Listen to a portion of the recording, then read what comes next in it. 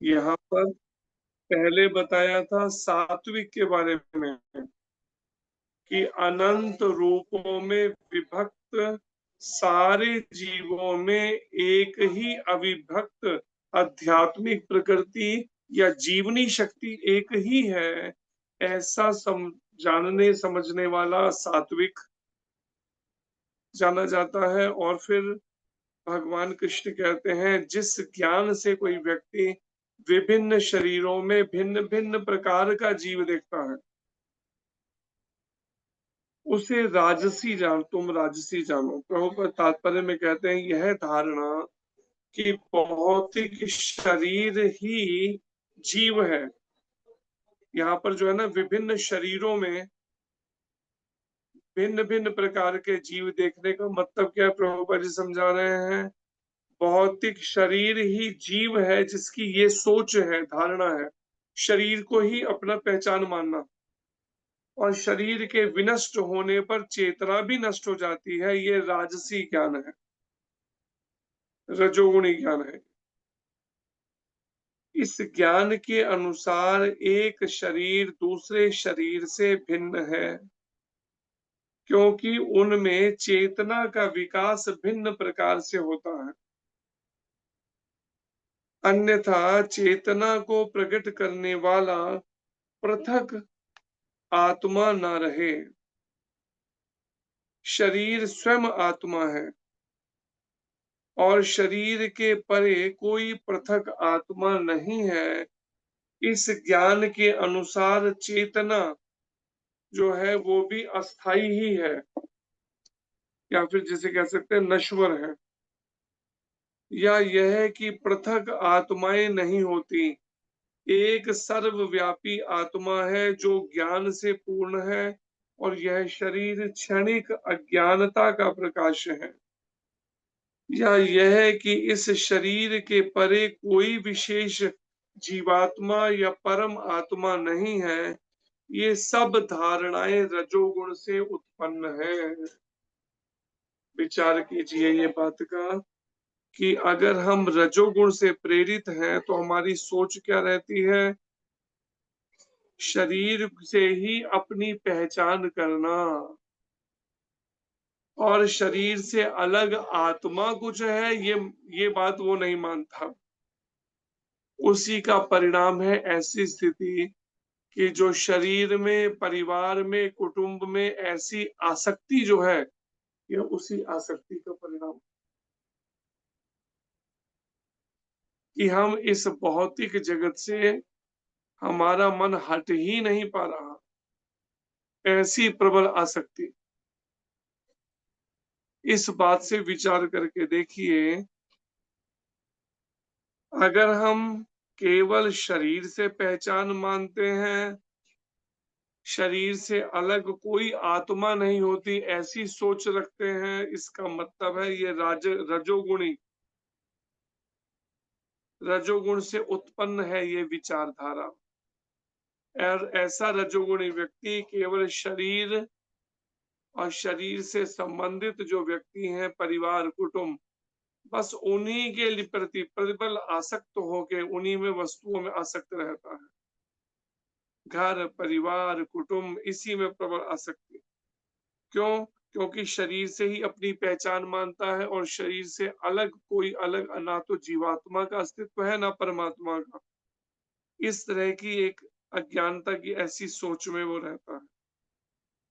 लेकिन वहीं पर ही कोई जो ऐसा मानता है कि प्रत्येक शरीर में जीवनी शक्ति की अभिव्यक्ति ये परमेश्वर की परा प्रकृति के कारण है, तो इसका मतलब वो सतोगुण में स्थित सात्विक दर्शन है। ये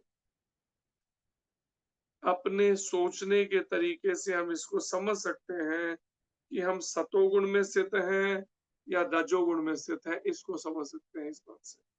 हरे कृष्णा, धन्यवाद। भगवान श्री कृष्ण की वाणी भगवत गीता की जय। श्री कृष्ण चंद्र भगवान की जय। जय अर्जुन जी महाराज की जय। जय श्रील प्रभुपाद महाराज की जय। जय। अनंत कोटि वैष्णव वृंद की जय। जय गोविंद की हरि बोल। हरि बोल हरि हरि बोल। जी प्रभु जी, हरे कृष्णा। बहुत बहुत धन्यवाद प्रभु जी आपका। हरे कृष्णा। हरे कृष्णा किसी का प्रभु कोई प्रश्न है कृष्णा तो वो प्रभु पूछ जी, सकते दंड हैं। प्रणाम। प्रभु हरे कृष्णा प्रभु जी, पंचांग प्रणाम। हरे कृष्णा प्रभु जी, दंडवत प्रणाम। हरे कृष्णा प्रभु जी, दंडवत प्रणाम। हरे हरे कृष्णा कृष्णा प्रभु प्रभु जी, हरे जी, दंडवत कृष्णा दंडवत प्रभु प्रणाम। जी, प्रणाम। दंडवत प्रणाम। हरे कृष्णा प्रभु जी। हरे कृष्ण जी, हरे कृष्ण। जी पूजा माता जी बोलिए। हरे कृष्णा प्रभु जी, दंडवत प्रणाम। हरे कृष्ण जी। प्रभु जी मेरा प्रश्न था प्रभु जी, ये इसमें क्या बोलते श्राद्ध में क्या मतलब पूजा नहीं कर सकते हैं, ये जोत वगैरह नहीं जला सकते हैं क्या? कौन सी पूजा के बारे में बात कर रहे हैं? प्रभु जी जैसे मंदिर में जाते हैं हम, तो यहाँ पे ना परसों एक बाबा उसकी नाग मंदिर है, तो वहां पे सत्संग किया। तो वहां पे ना कुछ लोग वो बोलने लगे कि आप ये कौन इधर मंदिर में आना मना है, तो श्राद्धों में कौन सी पूजा होती है, कोई जोत नहीं जलाते। तो हमने तो बोला कि हम तो घर में तो जलाते हैं, ऐसा तो कहीं किसी ने बताया नहीं। तो एक माता जी थे, तो उनको बोलने लगे कि आप बड़े भक्त बनते हो, तो आपके भी इतने गुरु हैं, तो उन्होंने भी नहीं आपको बताया कि। तो मैंने तो उनको बोला कि ऐसा तो कुछ नहीं है कि श्राद्धों में कोई पूजा नहीं करनी है कुछ भी। मैंने बोला इस्कॉन मंदिर में तो पूजा होती है, बाकी नरसिंह मंदिर में रामनगर वहां पे भी पूजा होती है, तो ये क्या बोल रहे हैं? तो वो बोलते कि अभी आपके गुरुओं ने नहीं बताया आपको कि ये अभी 16 दिन श्राद्ध होते हैं, तो पितर 16 दिन में ये नीचे आए होते हैं, तो अभी इनकी पूजा होती है। तो ऐसा है कुछ प्रभु जी? कलयुग है। कलयुग में तो सब कुछ इस तरह का कुछ भी सुनने को मिलता ही रहेगा, ये सब बातों का। जिनसे मिले थे वो कहाँ पे मिले थे वो लोग? जी प्रभु जी। जो इस तरह की बातें कर रहे थे उनसे कहाँ पर मिले थे? सड़क पे मिले थे, मंदिर में मिले थे, कहाँ मिले थे? नहीं प्रभु जी, वो एक माता जी थे, उन्होंने ना फेसबुक पे चढ़ाई हुई थी वीडियो वो मंदिर की, तो वो सारे उन्होंने ना ऐसे कमेटी कर दी वहां पे। तो हमने कल के लिए फिर से मैंने उनको माताओं को बोला कि मंदिर में आ जाना, तो सुबह थोड़ा कीर्तन करेंगे 1 डेढ़ घंटा, उसके बाद अपने में चले जाएंगे। तो बोलने लगे कि हमें बहुत कुछ बोला है लोगों ने, तो अभी नहीं हम जाएंगे, अभी देखेंगे नवरात्रों में करेंगे। तो तब जाके मैंने बोला चलो मैं फिर से पूछूंगी प्रभु जी को कि ऐसा तो हमने तो सुना नहीं कभी, तो तो अभी ये। स्मार्त हैं, जो कर्मकांडी लोग हैं, उनके लिए कई तरह के विधि विधान होते हैं, और वो जो बात कर रहे हैं वो कर्मकांडियों वाली है। लेकिन जो वैष्णव हैं, जो भगवान विष्णु, भगवान कृष्ण, भगवान की भक्ति में लगे हैं, उनके लिए ऐसे नियम नहीं है कोई। लेकिन उनके प्रभु जी केवल वो नियम होते हैं, हाँ। जब देहांत होता है तो उस समय के जो सूतक हैं उस चीजों को माना जाता है। सूतक पाते जन्म और मृत्यु के समय के, उसका जरूर पालन भले करते हैं शुरुआत में। लेकिन जब भक्ति की उस अवस्था में कोई पहुंच जाए जिसमें वो शारीरिक संबंधों से भी ऊपर आगे का जो संन्यास जैसी अवस्था है, तब वो भी नियम उस पर लागू नहीं होते। लेकिन कर्म कांडियों वाली सोच वो उसी लेवल के हैं ना जिनसे आप बात कर रहे हैं, इसलिए वो हम्म। उसके अनुसार ही बात कर रहे हैं। लेकिन प्रभु जी सकाम रामनगर में कर्मों जितने में भी जो लगे हैं, फल की इच्छा में, जो देवी देवताओं को मनाने में लगना या इस तरह की पूजाएं करते रहते हैं कि सभी ही भगवान, उनकी सोच वो कभी नहीं। उन लोगों के लिए है ये सब कर्म का जो आप बात कर रहे हैं, लेकिन वैष्णवों के लिए नहीं है। लेकिन पहले जिनसे बात करें, पहले उनकी स्थिति, अगर वैष्णव नहीं है वो, तो उस परिस्थिति में स्वाभाविक बात है उनको ये बातें समझनी बहुत कठिन है उनके लिए, इस तरह के विषयों को। जी प्रभु जी। तो अभी वही तो मैंने फिर उनको क्या बोलना था। तो यार प्रभु जी रामनगर में तो वहां पे तो हर मंदिर में पूजा हो रही है, शिव के मंदिर में अब वो तो वो चंडी माता का मंदिर है। भगवान विष्णु के जो मंदिर हैं उनमें तो पूजा हो रही है। हाँ। लेकिन जो कर्मकांडी लोग हैं वो अपने इस तरह के तर्कों को लेकर वो मंदिरों में नहीं अगर जाते, तो वो उनका अपना कर्म या भाग्य है, कह नहीं सकते प्रभु जी, यहाँ पे भी कुछ मंदिर है ना, वहां पे भी हो रही है पूजा, सारे लोग कर रहे हैं, पर ये पता नहीं हमसे ऐसे मतलब जिद करते हैं कि आगे हर बार वहां पे एकादशी वगैरह होती है ना, हम कीर्तन करते रहते हैं, तो वो हर बार हमें ऐसे ही टोकते रहते हैं कि कुछ ना कुछ बोलते रहते हैं। हाँ, तो अब प्राइमरी के बच्चों को आप पीएचडी की बातें समझाने की कोशिश करोगे तो कहाँ पल्ले पड़ेंगे वाली बात है। वही चीज उनको अटक रही है सुई दिमाग में। फिर भी मैंने वो जो वहाँ के पुजारी है ना उनसे बात की एक बार। मैंने बोला ये लोग ऐसे ऐसे बोल रहे हैं तो कि यहाँ पे लेडीज आ जाते हैं तो यहाँ पे ये बाबा बासुकीनाथ के मंदिर में तो यहाँ पे कुछ लोगों को कष्ट लगता है तो सांप वगैरह आ जाते हैं। हाँ, तो मैंने उनको बोला, फिर मैंने बोला हमें तो, मैंने उससे पुजारी से बात की तो हमें तो कभी ऐसा लगा नहीं, तो ना कुछ भी नहीं हुआ। हम जैसे 4 बजे करते थे 6 बजे खत्म कर देते थे। तो मैंने बोला वहां पे तो ऐसा कुछ, हमें तो कुछ भी नहीं दिखा, ना किसी को कुछ ऐसा फील हुआ, सब ठीक ही थे। तो वही इनको कैसे लग पड़ा अगर हम करें। फिर उनका ये हो गया कि औरतें मंदिर में नहीं आती है, तो हमने उनको बोला कि हम मंदिर नहीं जाते, हम बाहर बाहर बैठ के ही करते हैं, हम अंदर थोड़ी जाते हैं। तो वो भी हुई बात। अब मतलब ये वाला चलाया चल गया इनका ड्रामा के अभी जी ये पितरों की पूजा हो रही है तो 16 दिन तो आप इधर मंदिर नहीं आ सकते हो श्राद्धों में। कौन सी पूजा होती है, आपके गुरुओं ने ये नहीं मैंने बताया बताया ना आपको। उनको, जिनको ये मालूम ही नहीं है वास्तव में भगवान है कौन, वो अभी इसी दायरे से ही बाहर नहीं निकल पाए। उन्हें लगता है बस पितृ ही सब कुछ है, लेकिन वो पितृ जो है उन पितृलोक से उसे आगे भगवान ईश्वर सबके कारण है श्री कृष्ण, ये बात तक उनकी समझ अभी नहीं है ना, इसलिए वो उतने ही दायरे की बात करेंगे। उनको भी कुछ बोलना चाहिए, मुझे कुछ नहीं बोलना चाहिए। ये तो अगर उनके वो समझ सकते हैं, फिर देखो ना, यदि जब समझ ही नहीं पा रहे हैं तो अपराध और ज्यादा अपराध करेंगे, क्या फायदा क्या होगा। इसलिए उनको उतनी ही हम्म। बात करनी पड़ेगी, उतनी ही दूरी बनानी पड़ेगी जितनी समझ बुद्धि है उनके पास में। नहीं तो और तेजी से जी अपराध करेंगे, अपराधों से और ज्यादा उनको दंड भोगना पड़ेगा। जी प्रभु। हरे हरे कृष्णा, कृष्ण। धन्यवाद। हरे कृष्ण। हरे कृष्णा जी। प्रियंका माता जी अनम्यूट कीजिए। हरे कृष्ण प्रभु जी, दंडवत प्रणाम। हरे कृष्ण हरे माता कृष्ण। जी। प्रभु जी हरे मेरे कृष्ण। 2 प्रश्न। पहला प्रश्न तो ये है कि जैसे आप बता रहे थे ना कि हम लोग अगर बिल्ली और कुत्ते पालते हैं तो फिर हमारी आसक्ति हो जाती है और फिर हमें नेक्स्ट बर्थ वही मिलता है। तो प्रभु जी जब हम लोग गाय को पालते हैं उसके साथ आसक्ति रखते हैं तो फिर नेक्स्ट बर्थ काऊ का मिलता है प्रभु जी। गौ माता जो है वो भगवान ने भी उनकी सेवा स्वयं की है। गौ माता जो है वो कामधेनु और ये जो सुरभि गाय हैं, कपिला गाय हैं, जो स्वर्ग में और भगवान के गोलोक धाम में, उन्हीं की एक तरह से कहते हैं वंशज हैं उनके। और गौ माता के शरीर के बाद ही मनुष्य का शरीर मिलता है। और फिर भगवान कृष्ण ने भी ये बात भगवान ने भी कही कि गौ ब्राह्मण हिताय च, गाय और ब्राह्मण के हित के लिए उन्होंने बताया। वो सतोगुण में एक तरह से स्थित है, तो इसलिए उनके माध्यम से हम भगवान श्री कृष्ण की कृपा ले सकते हैं गौ और ब्राह्मण के से। जी प्रभु जी।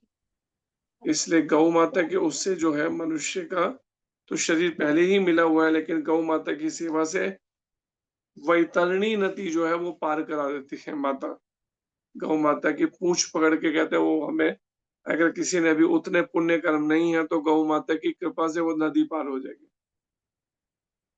यमपुरी तक जाने के रास्ते में जो पड़ती है वैतरणी नदी। प्रभु जी सेकंड क्वेश्चन मेरा ये था कि जैसे आप हर रोज बताते हो कि हमें आत्मा के लेवल पे सोचना चाहिए, अभी हम लोग शरीर के लेवल पे हैं, बहुत नीचे हैं। हम लोग रोज सोचते हैं पर हो नहीं पाता प्रभु जी, हम लोगों मेरे से तो बिल्कुल नहीं हो पाता। जब आप क्लास लेते हो उस टाइम तो हम लोग, मैं सोचती हूँ कि नहीं करना है करना है, पर नहीं हो पाता प्रभु जी। कोशिश करते हैं पर नहीं हो पाता, फिर हम उसी उसी लेवल पे आ जाते हैं। ना हो पाने का कारण क्या है? क्योंकि कई कई अनंत जन्मों से केवल हमारे देहात्म बुद्धि में ही हम कर्म करते रहे, किसी भी योनि में रहे, बस वो यही शरीर से अपनी पहचान माने। अब मनुष्य जीवन भी मिल गया, प्रमाणिक गुरु प्रमाणिक शास्त्र भी पहुंच गए, लेकिन अब वही है कि धीरे धीरे ही वो होगी, ग्रेजुअल प्रोग्रेस, जैसे शिला रूप गोस्वामी कहते हैं। एकदम नहीं होगी उन्नति, धीरे धीरे उन्नति होगी। तो उसके लिए प्रयासरत लगे रहना पड़ेगा, प्रार्थना करते हुए, और जैसे बताया कि भगवान कृष्ण को सेंटर केंद्र में रखते हुए इस सोच को पानी आ रहा रखना है, होता बेशु है। पानी आ रहा है, हो गया ले जी चलाइए प्रभु जी। पानी। ठीक है प्रभु, धन्यवाद प्रभु जी। हरे कृष्ण। हरे कृष्ण। हरे अभ्यास के कृष्णा। द्वारा निशु धीरे धीरे माता। होगा, एकदम नहीं होगा, नियमित अभ्यास के द्वारा होगा। कहते ना कि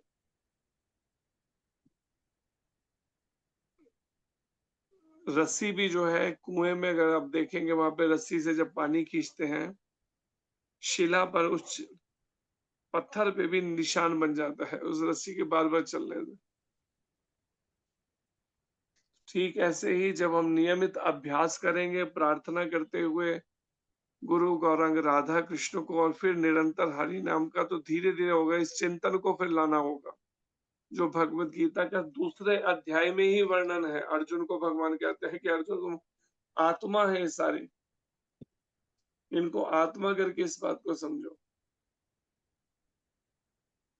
लेकिन एक लंबे समय से पूर्व जन्मों में तो जो किया गया, इस जन्म में भी जब से जन्म हुआ तब से केवल शरीर को ही मैं मानकर जीवन जिया है, मैं और मेरे विचार में ही रहकर, तो स्वाभाविक बात है अब इतना आसान नहीं होगा ना, उसमें समय तो मेहनत तो लगेगी, क्योंकि वो प्रैक्टिस पिछले जन्मों में भी उतनी ज्यादा नहीं हुई इस जन्म में। लेकिन इतना है कि प्रमाणिक गुरु प्रमाणिक शास्त्र तक पहुंच गए, तो जरूर अगर नियमित अभ्यास करते रहे तो उनकी कृपा से, अगर उन्हें प्रार्थनाएं करते हुए करें गुरु गौरांग राधा कृष्ण को, तो उनकी कृपा से जरूर हो सकता है ये संभव कि कब एक समय समझ हमारे सोचने का तरीका बदल जाए। लेकिन उसके लिए जीवन के कई उतार चढ़ाव को पहले फेस करना पड़ता है। अगर पहले नहीं किया है तो उसके जी लिए अपने मन को तैयार करना चाहिए। हरे कृष्ण। हरे कृष्णा जी। अर्चना माता जी अनम्यूट कीजिए। हरे कृष्णा प्रभु जी, प्रणाम। हरे कृष्ण जी। हरे कृष्णा माता जी। प्रभु जी, हरे मेरा भी एक यही क्वेश्चन था कि आत्मा के लेवल पे हम किस तरह से इसको, अपने आप को हम किस तरह से प्रिपेयर करें। और दूसरे अध्याय का 62 और 63वें श्लोक को पहले पढ़िए, उसकी प्रैक्टिस करनी पड़ेगी पहले। सेकंड चैप्टर का भगवत गीता का 62, 63, उसके बाद फिर 337 पे आना पड़ेगा गीता के। जब तक हम बार बार अपनी इन इंद्रियों को इंद्रिय विषयों की ओर देते रहेंगे, आंखों को दे रहे हैं, घंटों घंटों मोबाइल पे फिल्में टीवी दिखा रहे हैं, फेसबुक दिखा रहे हैं, ये सब डालने के बाद आप कैसे आत्मा के चिंतन करेंगे? क्योंकि आंखों से कानों से उन चीजों को सुना रहे हैं, दिखा रहे हैं जो केवल है ही शरीर के स्तर के, इसी जड़ जगत के। ऐसे में चैतन्य जगत का चिंतन कैसे होगा? उसके लिए तो वो सब बंद करना पड़ेगा ना, इंद्रियों को इंद्रिय विषय देने ऐसे व्यर्थ के। आंखें देखना चाहती हैं तो प्रभुपाद उसे भगवान कृष्ण की छवि का दर्शन कराओ। कान को सुनना चाहते हैं तो भगवान कृष्ण की लीलाओं कथाओं का श्रवण कराओ, हरि नाम का श्रवण कराओ। जीभ स्वाद लेना चाहती है तो उसको भगवान को अर्पित केवल प्रसाद ही दो, शुद्धि से बना हुआ भोग लगा हुआ प्रसाद ही केवल से। इसी तरह से त्वचा अगर स्पर्श करना चाहती है तो भगवान के अर्चा विग्रहों का श्रृंगार करो। लेकिन हम उसके अलावा कितना कुछ देते हैं, जरा विचार कीजिए। उसी के रिएक्शन है ये कि मन इस तरह की हालत में है। जी प्रभु इसलिए जी। जब उसका अभ्यास जब हम करते हैं प्रमाणी गुरु के मार्गदर्शन में, जब उन विषय इंद्रिय विषयों से इंद्रियों को अलग करते हैं एक समय तक, तो अपने आप ही out of sight out of mind वाले तरीके से वो धीरे धीरे मन के चिंतन से बाहर होते, जब आंखों से कोई चीज दूर होगी। लेकिन हम आंखों से भी दूर नहीं कर रहे और मन से दूर कैसे होगी जब पहले का अभ्यास है नहीं, पूर्व जन्म का, इतना पूर्व जीवन का। उसी का परिणाम है कि इस तरह का चिंतन डाइवर्ट नहीं हो पा रहा, भगवान की तरफ नहीं मुड़ पा रहा मन। हरे कृष्ण। जी प्रभु जी, लेकिन नियमित एक अभ्यास से ही होगा। जी करत प्रभु जी, करत एक अभ्यास ते जड़मति होत सुजान, करत करत अभ्यास ते जड़मति होत सुजान, रसरी आवत जात ते, रस्सी आवत जात ते, शिला पड़त निशान। शिला पर भी निशान बन जाते हैं निशान उसे पर। रस्सी के बाहर चलने में। जड़मती भी सुजान हो सकता है। हरे कृष्ण। हरे कृष्ण। प्रभु जी, एक मेरी फ्रेंड है जो कि मेरे स्टेटस देख देख के और उसने जप शुरू कर दिया है। लेकिन प्रॉब्लम ये है कि उनके जो हस्बैंड हैं, वसंत कुंज में सोसाइटी है, वहाँ पे उनके हस्बैंड को कोई मंदिर मिला हुआ है, तो पुजारी का काम करते हैं। तो वो ये कहती है कि 2-3 महीने में मेरे हस्बैंड आते हैं, लेकिन वो जो मुझे बताते हैं मंदिर में करते हैं, तो मुझे अपने हस्बैंड से घृणा होने लग गई कि वो मंदिर में पूजा भी कर रहे हैं। जब वो मंदिर बंद हो जाता है 9 बजे, उसके बाद वहाँ पे एक रूम है, वहाँ पे वो और एक और पुजारी हैं, वो दोनों मिलके दारू और नॉनवेज खाते हैं। तो कहते हैं मैंने बहुत समझाया कि नॉनवेज और ये नहीं करना चाहिए, आप भगवान की वहाँ पे आराधना करते हैं। तो कहते हैं मुझे घृणा हो रही है, मुझे बहुत नफरत हो रही है अपने हस्बैंड से कि वो क्यों आते हैं यहाँ पे, अगर उनको रहना है तो वहीं रहें। तो प्रभु जी मैं क्या बोलूँ उसको अब? उनको ये बोलिए कि गुरु महाराज और शास्त्र ये कहता है कि पाप से घृणा करो, लेकिन पापी से घृणा मत करो। उस पाप से घृणा करो, उस बुराई से, कि वो बुराई जो है अपने जीवन में नहीं आए। अभी बच्चा जब गलती करता है तो माता पिता बच्चे से घृणा थोड़ी करते हैं, लेकिन हाँ उसके सुधार हो सके उसके लिए प्रयासरत रहते हैं। तो हम गुरु गौरांग राधा कृष्ण को प्रार्थना कर सकती हैं वो, और प्रार्थना जी करते हुए उनके लिए भी कुछ हरि नाम कर सकती हैं, जैसे उस आत्मा को भी मदद मिल सके आध्यात्मिक उन्नति के लिए, ऐसे कर सकते हैं। लेकिन घृणा करना कोई हल नहीं है ना, आप कितनों से घृणा करेंगे? अगर चैतन्य महाप्रभु, भगवान कृष्ण महाप्रभु भी घृणा करने लगते तो सोचो ये आंदोलन कैसे चलता पूरी दुनिया में, जाता प्रभुपाद जी भी घृणा करने लगते। इसलिए घृणा करना सॉल्यूशन नहीं है। पाप से घृणा करो, लेकिन पापी से घृणा नहीं, क्योंकि वो ठीक है पूर्व के उतने संचित सत्कर्म पुण्य नहीं रहे, उसकी भक्ति रही, इसलिए ऐसी स्थिति में, लेकिन उससे भी उठाने के लिए बीच की युक्ति से धीर सहन करते हुए उसको करनी होगी, मदद प्रयास करना होगा उसको समझाने सिखाने का। लेकिन उससे भी नहीं हो रहा तो फिर मैंने जैसे बताया प्रार्थना और फिर हरि नाम, कुछ माला उनको अर्पण कर दो, माला का फल ऐसा करे। फिर अगर कर्मों के अनुसार ऐसी परिस्थिति में भी रहना पड़ रहा है तो इस तरह से उस आत्मा की जब तक उस परिस्थितियों में है उसकी मदद की जाए। घृणा करना हल नहीं है ना किसी चीज का, ये चीज। जी प्रभु जी, थैंक यू प्रभु जी। अगर हरे भगवान भी कृष्ण। अगर घृणा करने लगे तो मेरे को नहीं लगता दुनिया में एक भी जना कोई उनकी कृपा का पात्र बन पाएगा। अगर ठाकुर जी ने घृणा करनी शुरू कर दी, राधा रानी ने हम लोगों से, हम जीवों से, जो विषय भोग पड़े हैं अनंत जन्मों से भोगों के जीवन में, लेकिन फिर भी भगवान आज तक घृणा नहीं करते। जगन्नाथ जी के रूप में अब भी दोनों भुजाएं उठाए हुए हैं अपनी गोद में लेने के लिए, आ जाओ मेरी गोद में वापस लौट कर इस विषय जीवन को छोड़। इसलिए घृणा करना ठीक नहीं। हरे कृष्ण। जी प्रभु जी, हरे कृष्ण। नाम हरे कृष्ण। हरे कृष्णा जी। शमी प्रभु जी, अनम्यूट कीजिए। हरे कृष्णा प्रभु जी, दंडवत प्रणाम। हरे कृष्णा माता जी। हरे हरे कृष्ण। प्रभु जी, मेरा क्वेश्चन भी थोड़ा क्लास से हटके है। मेरे को किसी ब्राह्मण से मैंने ये चीज सुना था कि भी हर मनुष्य को अपने जीवन काल में गौ का दान करना चाहिए। क्या ये सत्य है प्रभु जी? हाँ बिल्कुल अच्छी बात है, अगर करे तो बहुत अच्छा है। उससे मैंने जैसे अभी बताया आपको, वैतरणी नदी को पार करने में वो हमें मदद कर देती है, उनकी पूंछ पकड़ के वैतरणी पार। वैतरणी में क्या क्या भरा हुआ है क्या बताऊं मैं, गरुड़ पुराण में वर्णन है। मल, जी जी। मूत्र, पीप, फोड़े की पीप जो होती है, पस, ये हम्म, भरी हुई है सब। और हम्म, उसमें ऐसे ऐसे कीड़े हैं जो मतलब कैसे विषैले, ये काटने वाले की अफसोस असहनीय कष्ट। और अगर हम्म, जीव के कोई पुण्य कर्म नहीं है, उतने सत्कर्म, तो उसे नंगे पैर ही जाना पड़ता है उस तपती हुई रेत के किनारे। और बड़ी लंबी है वैतरणी नदी। लेकिन और गौ माता का गौ दान किया है, गौ सेवा की है, तो गौ माता कृपा करके उसको उससे पार करा देती है, वैतरणी पार करवा देती है उसको। ऐसा गरुड़ पुराण में वर्णन है। और क्या प्रभु जी इसलिए वैतरणी गौदान अगर नदी का?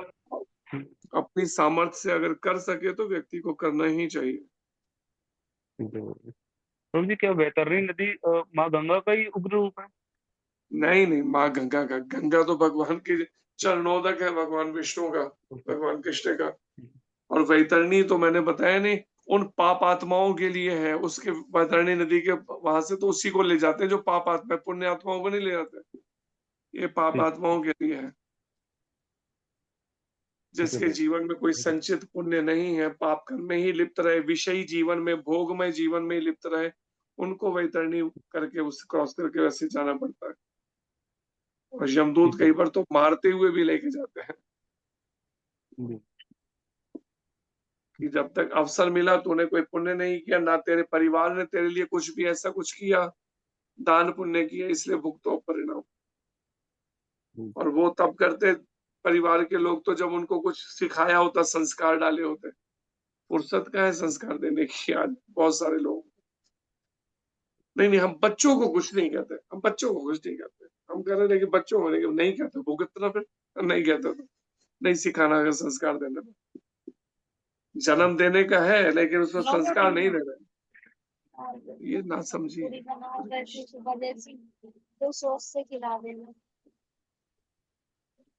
है प्रभु जी, धन्यवाद प्रभु जी। हरे कृष्ण। हरे कृष्ण। हरे कृष्णा जी। बिंदु माता जी अनम्यूट कीजिए। हरे कृष्णा प्रभु जी, दंडवत प्रणाम। जी, हरे कृष्ण। हरे कृष्णा माता जी, दंडवत प्रणाम। हरे प्रभु जी, कृष्णा। जैसे कि जो जीवात्मा देह त्यागते समय भगवान का स्मरण करके देह त्यागती है, तो वो भी मतलब ऐसे ही उस नदी से निकलती है या फिर उन यात्राओं से गुजरती है जो कि मतलब कष्टदायी, मतलब जैसे भी है यात्रा होती है पूरे साल की, जो अंत समय में भगवान का स्मरण करके शरीर त्यागते हैं।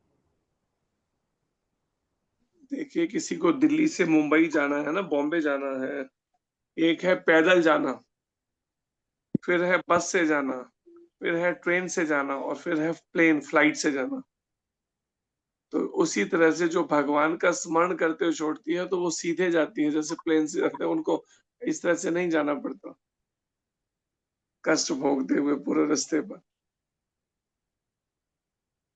इस चीज को समझिए, अपने की हुई भक्ति और पुण्य कर्मों से उसको उस तरह का ही सुविधा मिलती है। और जो भक्त है, आत्मा है, वो जब जाती है तो यहाँ तक कि यमराज जी भी अपना सिंहासन छोड़ के खड़े हो जाते हैं उसका स्वागत करने के लिए, और वो वहां से होती सीधे निकल जाती है आगे के लिए।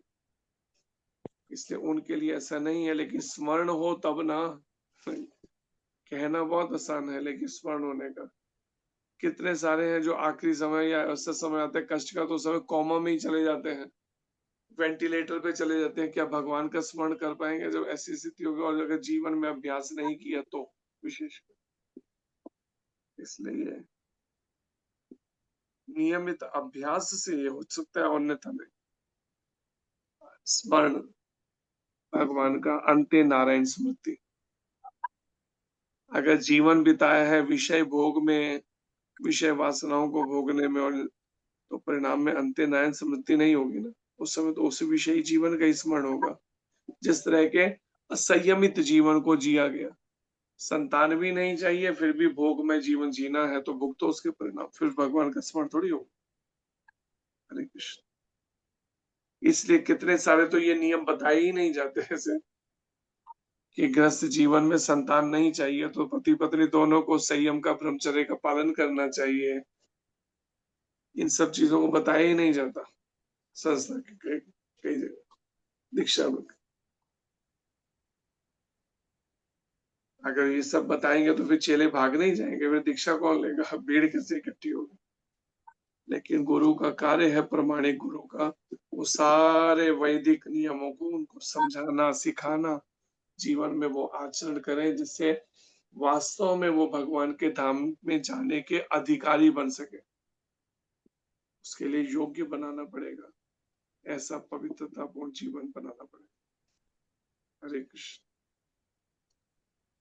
जी, कोटि कोटि धन्यवाद प्रभु जी। हरे कृष्ण। हरे कृष्ण। कृष्णा जी। सर्वमंगला माता जी अनम्यूट कीजिए। हरे कृष्णा प्रभु जी। प्रभु जी, अभी हरे आपने बताया कि हमें गाय का दान करना चाहिए, तो प्रभु जी किसी भी गाय का दान करना चाहिए जहाँ कोई कुछ खास ही गायें होती हैं जो सिर्फ उन्हीं का दान करना चाहिए? देसी गाय का, जर्सी गाय का नहीं। जो हमारी इंडियन काऊ है, देसी गाय है, जिसके ऊपर हम्प होता है, गर्दन के ऊपर ऊंचा उठा हुआ, वो होती है देसी गाय। जर्सी गाय का दान नहीं, उसका लाभ नहीं है।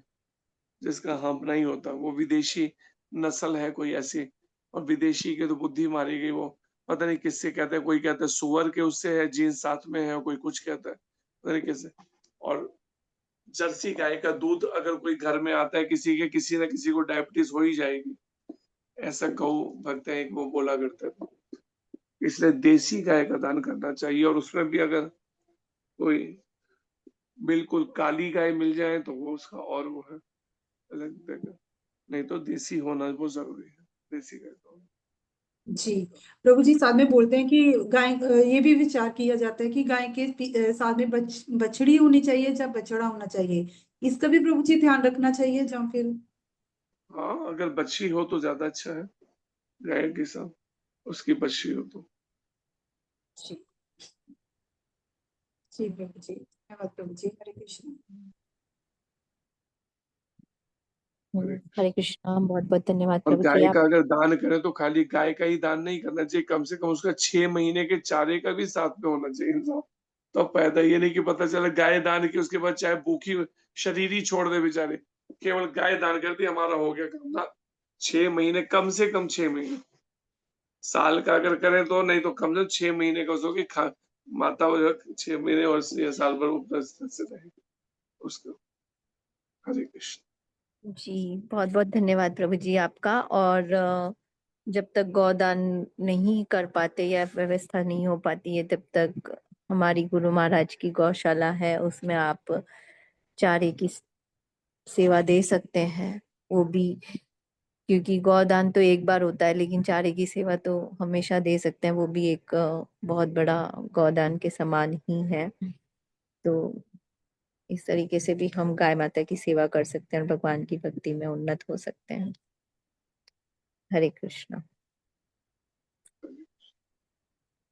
और किसी का कोई प्रश्न है?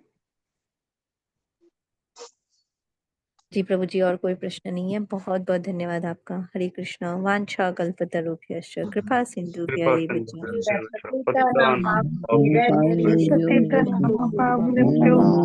गुरु महाराज की जय। जगत महाराज की जय। वैष्णव वृंद की जय। संजय व्यास प्रभु जी हरे की कृष्ण। जय। और हरे कृष्णा प्रभु, हरे कृष्णा प्रभु जी, हरे कृष्ण प्रभु जी, दंडवत प्रणाम, दंडवत कृष्ण प्रभु जी, पंचम प्रणाम, दंडवत प्रणाम। हरे कृष्ण प्रभु जी, प्रणाम। हरे कृष्ण। हरे कृष्णा हरे प्रभु जी, हरे कृष्णा प्रभु जी, दंडवत प्रणाम। हरे हरे कृष्ण। कृष्णा प्रभु जी, दंडवत प्रणाम। प्रभु जी दंडवत प्रणाम। कृष्णा प्रभु जी, दंडवत प्रणाम। हरे कृष्णा प्रणाम। हरे कृष्णा। हरे कृष्णा प्रभु जी। हरे कृष्ण।